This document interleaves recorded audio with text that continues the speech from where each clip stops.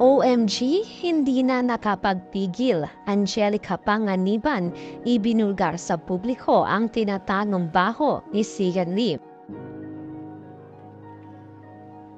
Kakabalik lang from vacation ng magkakaibigang Angelica Panganiban, Kim Chiu at Bella Padilla sa katatapos lamang na special occasion sa buhay ni Angge ang kanyang wedding.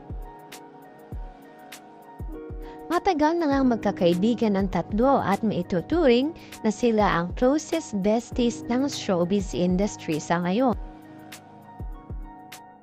Hindi man kasi sila palaging nagkikita at nagkakasama, subalit hindi naman ito hadlang para may magbago sa friendship nila sa isa't isa. Si Kim naman ay madalas na nagta-travel para bisitahin si Bella at madalas ding lumalabas ng Manila upang puntahan naman at dalawin si Angge sa Subic.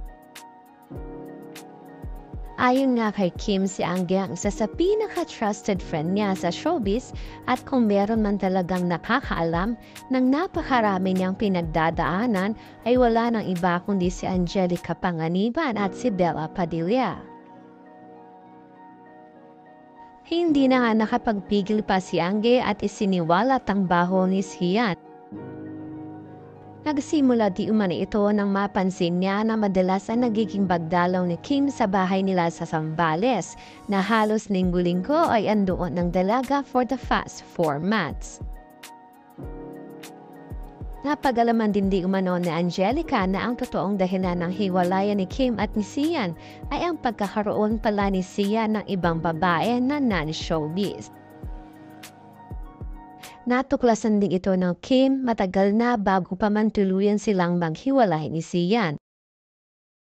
Tinatry pa di umanong ayusin ito ni Kim subalit si Sian pa mismo ang hindi nakikipag-ayos at hindi na siya nag-response. Hanggang sa napagod na nga si Kim at nagpasyang wag na itong ituloy. It's so strange lamang di umano dahil sa tagal ni Kim ay wala siyang ibang nakitang plano ni Sian para sa dalaga at ito pa ang iginanti sa kaibigan niya.